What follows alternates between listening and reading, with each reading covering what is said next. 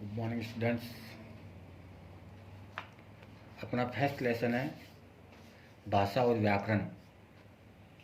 भाषा और व्याकरण। हम मन के भावों और विचारों को कई प्रकार से प्रकट करते हैं। अपने अंदर जो भी है, मन के जो भाव होते हैं और विचार होते हैं, उनको अपन कई प्रकार से प्रकट करते हैं।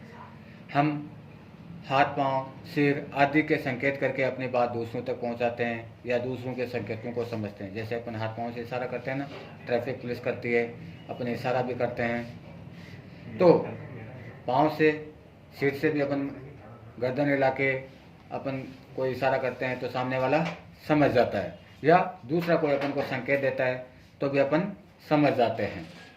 पशु पक्षी की तरह की आवाज़ें निकालते हैं। चिड़िया चहचहाती है, कुत्ता भौंकता है, गाय रंबाती है, शेर दहाड़ता है। देखो अपन ये हर चीज़ पहचानते हैं कि शेर दहाड़ता है तो भी अपन को पता लगता है, गाय रंबाती है या कुत्ता भौंकता है, किंतु इसे अपन भाषा नहीं कहते। ये सब है, जैसे गाय रंबाना, शेर दहाड़ना, या अपन किसी भी अपने हाथ पाँव से अपन कोई भी संकेत करते हैं या इशारा करते हैं, तो ये सभी के सभी क्या है, इशारे हैं, लेकिन भाषा नहीं है। संकेतों द्वारा कहना ही भाषा नहीं है। भाई संकेतों के द्वारा अपन कोई भी है, कोई भी चीज़ बताते हैं संकेत के द्वारा, तो उसको अपन भाषा नहीं कह सकते। हम बोलकर या लिखकर दूसरों को अपनी बात बता सकते हैं। सुनकर और पढ़कर हम दूसरों की बात समझ जाते हैं। अतः हम कह सकते हैं कि भाई हम बोलकर या लिखकर भी दूसरों को बता सकते हैं, या दूसरों की बात सुनकर या पढ़कर भी अपन बात को समझ सकते हैं। तो इस प्रकार भाषा क्या हुआ कि बोलकर या लिखकर अपने भावों या विचारों का आदान प्रदान करने का जो साधन है वो क्या है, भाषा है। तो यहाँ पे एक क्वेश्चन बनता है कि भाषा किसे कहते हैं, कि बोलकर या लिखकर, या तो बोलूंगा या लिखूंगा। तो इस प्रकार एक क्वेश्चन बनता है अपना यहाँ पे कि भाषा किसे कहते हैं। तो आंसर क्या होगा उसका, बोलकर या लिखकर अपने भावों या विचारों का आदान प्रदान करने का जो साधन है उसे हम क्या कहते हैं, भाषा कहते हैं। आया समझ में कि भाषा किसे कहते हैं। बोलकर या लिखकर अपने भावों या विचारों का आदान प्रदान करने का जो साधन है उसे हम क्या कहते हैं, भाषा कहते हैं। अब भाषा के रूप, भाषा के दो रूप होते हैं। पहला है मौखिक भाषा, दूसरा है लिखित भाषा। पहला कौन सा है, मौखिक भाषा, और दूसरा लिखित भाषा। अब मौखिक भाषा किसे कहते हैं, जब हम मुख से बोलकर अपनी बात दूसरों को समझाते हैं। जब हम मुख से बोलकर अपनी जो कोई बात है वो क्या करते हैं, दूसरों को समझाते हैं, तो वह भाषा का कौन सा रूप कहलाता है, मौखिक रूप कहलाता है। जैसे आपस में बातचीत करना, भाषण, वाद विवाद आदि के समय भाषा का मौखिक रूप में प्रयोग होता है। कोई भाषण दे रहा है, या आपस में अपन एक दो बच्चे आपस में बातचीत कर रहे हैं, या कोई वाद विवाद प्रतियोगिता हो रही है, तो इन सब में क्या होता है, इसमें कौन सी भाषा का यूज किया जाता है, मौखिक भाषा का यूज किया जाता है। क्यों मौखिक का मतलब, मुख से बोलकर। जैसे मैं कोई बात मुंह से बोलूँगा तो वो बात दूसरों तक, दूसरा जो खड़ा है वो समझेगा। तो वो कौन सी बात हुई, मेरी मुख से बात हुई। तो जब हम मुख से बोलकर अपनी बात दूसरों को समझाते हैं तो वह भाषा का कौन सा रूप कहलाता है, वह भाषा का मौखिक रूप कहलाता है। तो यहाँ पे क्वेश्चन बनता है कि मौखिक भाषा किसे कहते हैं, उदाहरण दीजिए। तो इसका आंसर क्या हो जाएगा, जब हम मुख से बोलकर अपनी बात दूसरों को समझाते हैं तो वह भाषा का मौखिक रूप कहलाता है। अब उदाहरण पूछे तो आप उदाहरणों में क्या लिखोगे, आपसी बातचीत, भाषण, वाद विवाद आदि के समय अपन कौन सी भाषा का यूज करते हैं, मौखिक भाषा का यूज करते हैं। तो उदाहरण कौन कौन से हो गए, आपसी बातचीत, भाषण, वाद विवाद। समझे। इसके बाद आता है अपना लिखित भाषा। कौन सा आया, लिखित भाषा। जब हम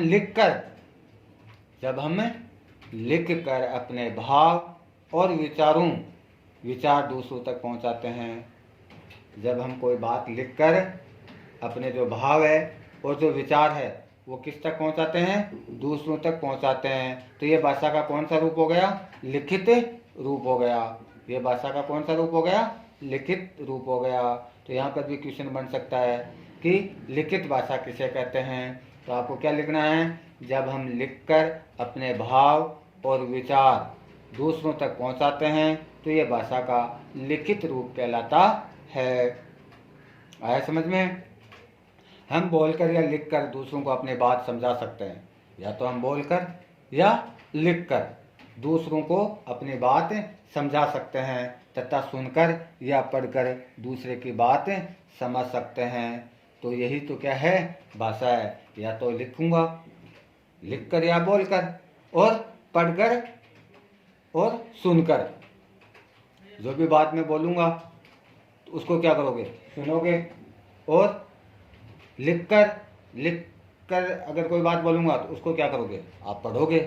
तो बोलकर या लिखकर दूसरों को अपनी बात समझा सकते हैं तथा सुनकर या पढ़कर दूसरों की बात समझ सकते हैं। यही तो भाषा है। भाषा के कौशल, आगे कौन सा टॉपिक है अपने, भाषा के कौशल। बोलना, सुनना, लिखना और पढ़ना, इन चारों को हम भाषा के कौशल कहते हैं। आपको पूछ ले भाई भाषा के कौशल कौन कौन से हैं, तो क्या हुआ, बोलना, लिखना, पढ़ना और सुनना। बोलना, सुनना, लिखना और पढ़ना, ये सब के सब क्या है, चारों ही भाषा के कौशल होते हैं। इनका प्रयोग भाषा के दोनों रूप में होता है। इनका प्रयोग भाषा के दोनों रूप में होता है। तो आज अपन ने क्या क्या पढ़ा, एक तो पढ़ा भाषा किसे कहते हैं, फिर भाषा के रूप, तो भाषा किसे कहते हैं, पता चला आपको भाषा किसे कहते हैं। किसे कहते हैं कि बोलकर या लिखकर अपने भावों या विचारों का आदान प्रदान करने का साधन भाषा कहलाता है। बाद में अपन ने पढ़ा भाषा के रूप। तो भाषा के कितने रूप होते हैं, दो रूप होते हैं। पहला है मौखिक भाषा और दूसरा है लिखित भाषा। दोनों के बारे में पढ़ा, मौखिक भाषा किसे कहते हैं और लिखित भाषा किसे कहते हैं। उसके बाद भाषा के कौशल। तो भाषा के कौशल कौन कौन से हैं, चार होते हैं भाषा के कौशल, बोलना, लिखना, पढ़ना और सुनना। ये चारों ही हम भाषा के कौशल कहते हैं। और इनका प्रयोग भाषा के दोनों रूप में होता है, चाहे लिखित रूप हो चाहे मौखिक रूप हो। इन सब में ये भाषा के कौशल का उपयोग अपन करते हैं। कल अपन क्या पढ़ेंगे, बोली। कल अपन क्या पढ़ेंगे, बोली। तब तक इसको जितना मैंने पढ़ाया है उतना अच्छी तरह से याद करना, ठीक है। पूरा लेसन होने के बाद अपन इसके क्वेश्चन आंसर भी करेंगे। Thank you.